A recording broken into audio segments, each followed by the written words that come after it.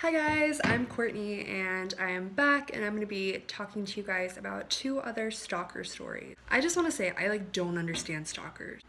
Okay, that's a lie. Maybe I do to an extent, but I mean Facebook stalking or Instagram stalking, social media stalking, I can understand. But it does hit limits. I wouldn't be following someone to their house. Maybe. Maybe I would. Should I really be recording this story? I don't know what I'm doing with my life. No, I really don't get it. I don't understand. And I mean, there's a lot of limits. And whether you think that stalking is taking pictures or just following someone 24/7 for years or whatnot, you may disagree that I was stalked. But I'm going to share my stories anyway. The first story that I have is really strange and bizarre because we never found out who this person was or why they were following my family and I.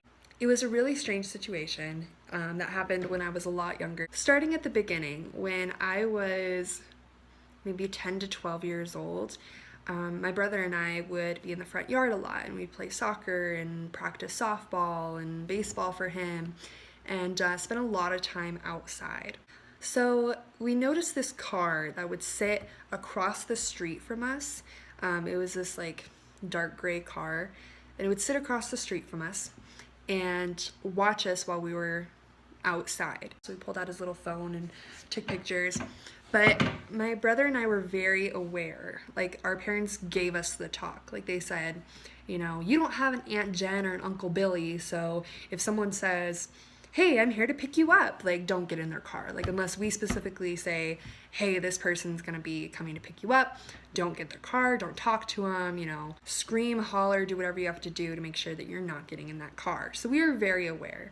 And after seeing this person 7 to 8 times, one day my brother and I were okay, we need to go tell Dad. So we walked inside to go get my dad so that he could come out and see what we were talking about and what we've been telling him.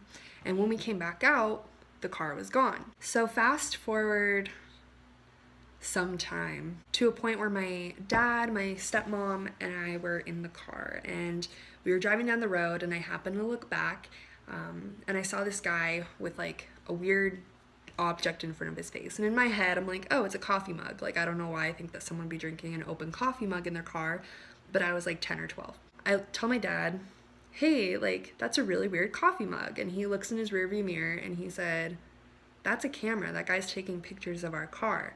And then it clicked and I was that's the dude. That's the guy who's been outside taking pictures of my brother and I. This guy had a full-on camera, was just snapping pictures behind our car. And my dad was okay, play it cool. We got the license plate number off the front license plate. So my dad started going through neighborhoods and things to see if this guy continued to follow us, and yes, he did. Finally, my dad decided he was gonna hit the brakes, and this guy figured out, oh, I've been caught. Damn.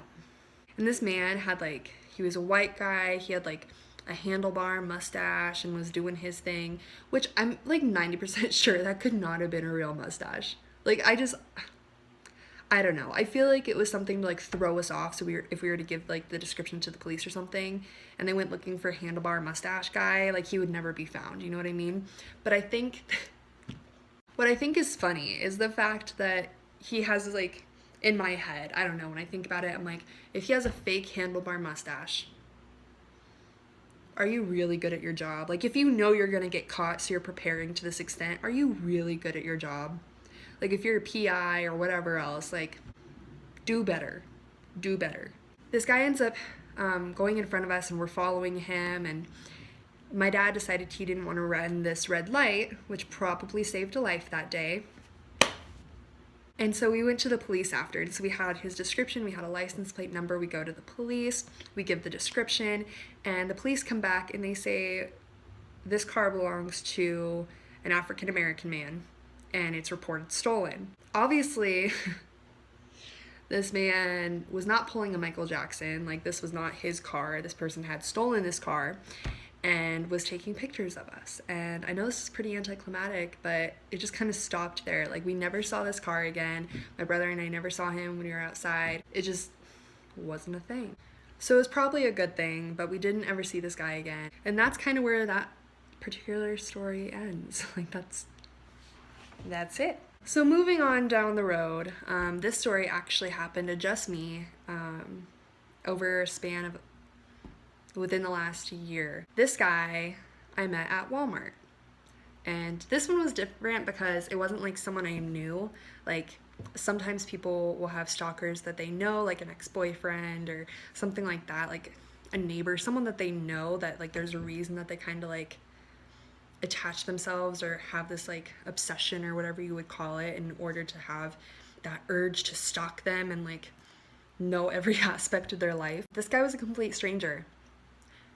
So I go to Walmart and I was picking out a picture frame for this movie ticket collage that I was making. I'm looking in the aisle and going through different things, and I see this guy like out of the corner of my eye. I see him like at the end of the aisle, and he's just kind of peeking and like doing his thing. Like, I don't know. I just have really poor stalkers. Like, they just don't do a good job at like being incognito. So he comes in the aisle after a couple minutes, and he's like pretending to look at these picture frames that you know he has like no interest in whatsoever. You know what I mean? Like, it was just like so obvious. And he finally like sparks up a conversation with me, and he said, "Hi, like I'm trying to pick out a picture frame for my mom. Would you be able to help me pick one out? I don't know what she would like." And so I like point at the first one I see, and I'm like, "That one's a good one. It's a good one." And this guy was just like, he was super creepy. So I just kind of wanted to get away from him, like, at all costs. Like, I don't know, I'm a very open person. Like, anyone can come up and talk to me and spark a conversation, and I'm fine. Like, there's no issue whatsoever. But this guy just, like, had creepy vibes. Like, are you really here for your mother's birthday? Are you really? So then he tries to ask me like for my number and if I would like go on a date with him, and I'm like, you don't know me, you know what I mean? Like, asks where I work, and I was like, I'm not gonna give him that information. I was actually at that time on my way to an orientation for a job that I had just gotten, for a second job that I was working. And so I told him, you know, as an excuse to get away, I was like, hey, I actually have a work thing that I'm going to, so I gotta go and cut this short. Looking back, it probably wasn't like the greatest idea to tell him that the next place I was going was gonna be a workplace. Like, Stalker 101, maybe not tell the person like where you're gonna be going when you have no clue who they are. But when has Courtney ever made a good decision? So going on like maybe a week later, I went back to Walmart and I see this guy, okay? And he was wearing the exact same shirt. And I was like, okay, whatever. Maybe he has like 3 different shirts that he wears. You know, it's not like uncommon. Not everyone's like me where you wear like something 3 times and then you feel like you can never, you know, wear it again. Or in my case, I just don't do laundry ever. I see this guy and he is in the same shirt as I saw him the first time I met him. And he comes straight up to me this time and he's like, I know you, right? And I was like, nope. Sure don't. Sure, have no idea what you're talking about, sir. And he's like, no, you're Kat. And I had told him like my name was Kat because that's what my friends and family call me. So the first time I met him, I was like, yeah, my name's Kat. Like, it was just that. Like, I wasn't gonna give him my real name. Like, next thing you know, he's gonna get my social security number or something. Like, I don't know. It was just weird to me. I was like, no, I really think you have the wrong person. Like, so he's like, no, like you work at fill in the blank restaurant, and it was the place I had just started working. Nope, not me. So I cut the conversation short, and I'm going out to my car, and he like follows me out to my car, and it freaked me out. Like, I had my like keys in between my fingers. Like, my daddy didn't raise no fool, you know what I mean? He gets in his car and whatever, and it's like some sort of car. I don't know cars, but he's in like some car. That was like the end of that situation, you know what I mean? So after the second time of seeing him, I get this text message from like some out-of-state number, and it was like, hi, like I met you the other day and I would love to take you to Dave & Buster's. And I didn't respond, and I was like, is this like the guy from Walmart? And I was really freaked out, and so I didn't respond. And I get the same text like 2 to 3 more times, and it's literally like he cut and pasted it. Like, it was the exact same message, and I just didn't respond. So fast forward a couple weeks later, and I go to Walmart for whatever reason, I don't remember, and guess who's there? Ding, ding, ding. And guess what he's wearing? So he comes up to me for like the 3rd time of seeing him, and he's like, hi, like, it's good to see you, Kat. And I was like, you really have the wrong person. Like, I'm not who you think I am. Like, you're starting to freak me out. We've already had this like encounter. So I end up leaving rather quickly. And I go home, and with the people I was living with, I tell them like the whole story. I was like, I've seen this guy 3 times. He hasn't stopped texting me literally the exact same message over and over. Like, I want to take you to Dave & Buster's. I want to take you to Dave & Buster's. And so I kind of avoided Walmart for a while. Like, I'm not gonna lie. Like, I was like,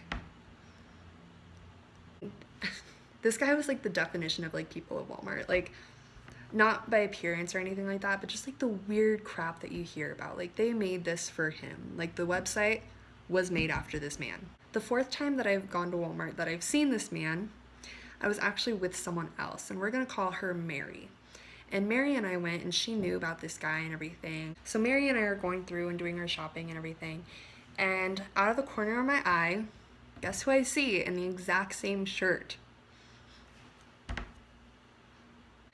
So Stalker Boy decides that he's gonna follow Mary and I around the store.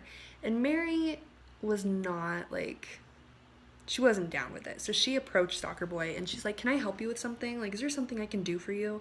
And you know those moments where you're like, you don't want to be the person that you are. Don't want to do it. So she approaches him and she's like, you're freaking her out. You don't know her. And he goes, no, I know her. That's Kat. She works at blank restaurant and blah, blah, blah, blah, blah, going on about my life.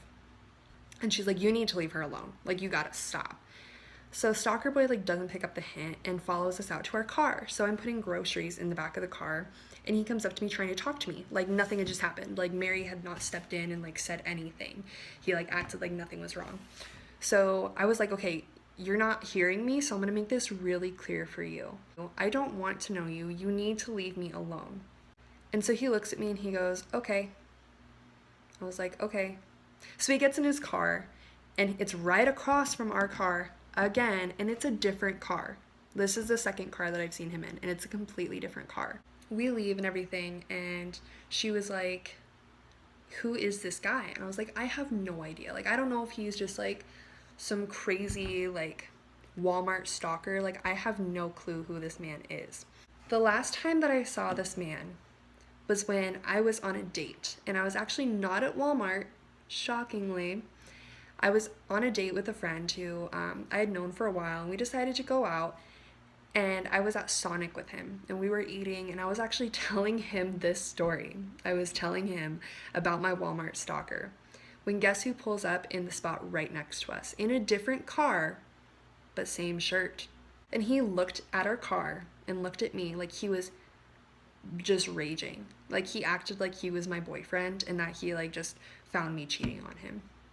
This stranger was like that upset. Like, he just looked at us like I was like he was my father or something. Like, I don't know. Like, he was just so upset with me.